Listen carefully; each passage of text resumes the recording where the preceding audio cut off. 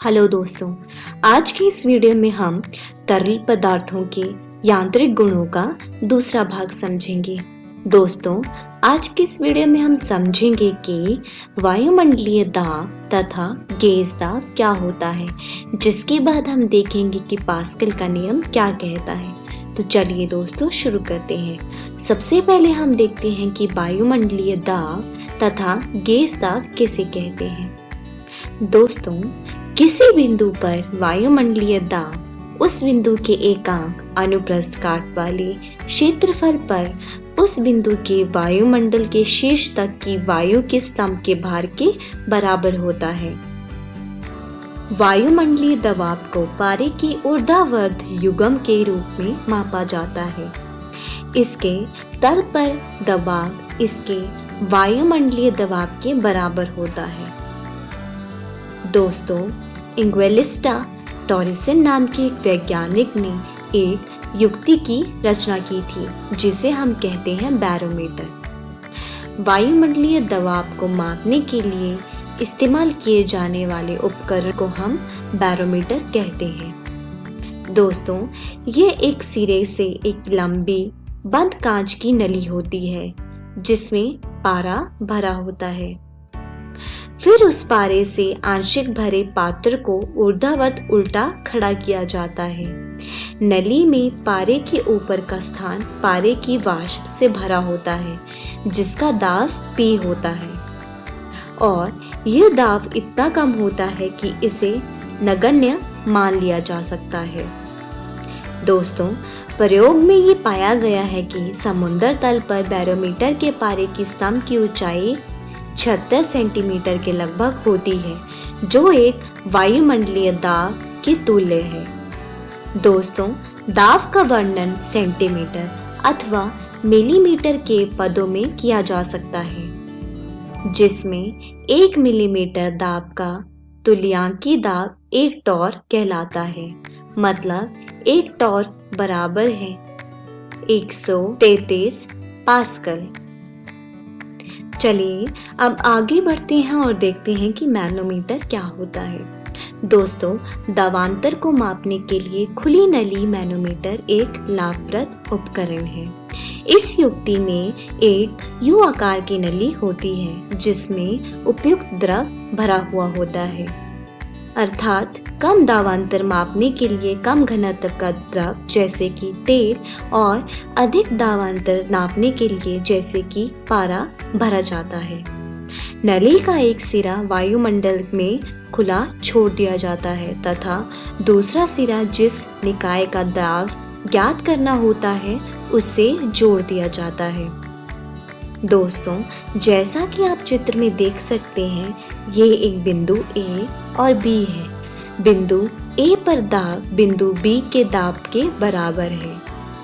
जिस दाब को हम समानता मापते हैं, वह वास्तव में परिमापी अथवा गेज दाब होता है, और ये दाब बराबर होता है P घटा PA के, जिसमें PA बराबर है रो G H के, जहां पर H ऊंचाई है।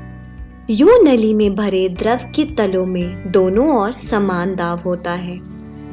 दाब तथा माप के विस्तृत परिसर में द्रव के घनत्व में बहुत कम परिवर्तन होता है, जबकि दूसरी ओर दाब तथा ताप परिवर्तन के साथ गैसों के घनत्व में बहुत ही ज्यादा अधिक परिवर्तन परिलक्षित होता है।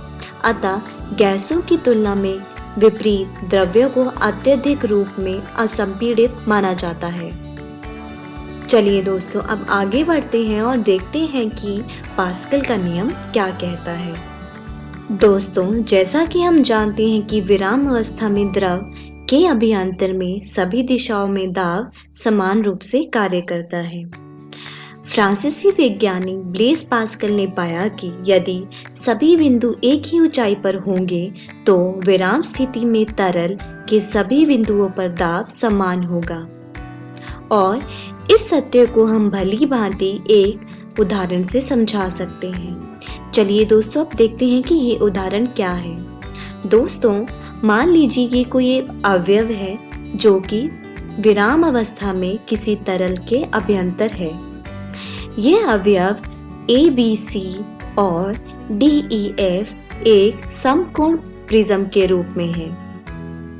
प्रिज्मीय अवयव आकार में बहुत छोटा है, इसलिए इसका प्रत्येक बिंदु तरल के पृष्ठ के समान गहराई पर माना जा सकता है और इसलिए प्रत्येक बिंदु पर गुरुत्व का प्रभाव समान होगा। दोस्तों, इस अवयव पर आपातित बल शेष तरल के कारण है, जैसा कि आप चित्र में देख सकते हैं। तरल के कारण आरोपित बल पृष्ठों के अभिलंब कार्य करता है। तो इस चित्र के अनुसार तरल द्वारा इस अवयव पर आरोपित दाबों PA, PB तथा PC के तदनुरूपी बल FA, FB तथा FC क्रमशः फलकों DEFC, ADFC तथा ADEB पर अभिलंबित आपातित होते हैं, जैसा कि आप यहाँ पर देख सकते हैं। यहाँ पर जो फलक हैं वो हैं AA, AB तथा AC। तो इसके अनुसार समयावस्था से हमारे पास जो समीकरण आया है वो है FB sin थीटा बराबर FC और FB cos थीटा बराबर FA। अतः ज्यामितीय से हमारे पास जो आया है वो है AB sin थीटा बराबर AC और AB cos थीटा बराबर AA। तो इस सब के अनुसार जो हमारे पास समीकरण आएगा वो है FB भाग AB बराबर FC भाग AC बराबर FA भाग AA। मतलब PB बराबर PC बराबर PA, जिसका मतलब है कि विराम अवस्था में द्रव के अभ्यंतर के सभी दिशाओं में दाब समान रूप से कार्य करेगा।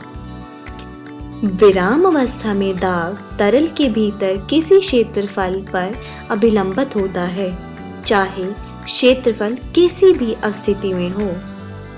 तो दोस्तों, आज की इस वीडियो में हमने सीखा कि वायुमंडलीय दाब तथा गैस दाब किसे कहते हैं, जिसके बाद हमने देखा कि पास्कल का नियम क्या कहता है। दोस्तों, अगली वीडियो में हम देखेंगे कि द्रव चालित मशीन क्या होती है, जिसके बाद हम देखेंगे कि बर्नौली का सिद्धांत क्या होता है। दोस्तों, मैं आशा करती हूँ आपको ये वीडियो अच्छे से समझ आया होगा। तब तक आप अपनी पाठ्य पुस्तक से इन सारे विषयों को दोहराने की कोशिश कीजिएगा। धन्यवाद।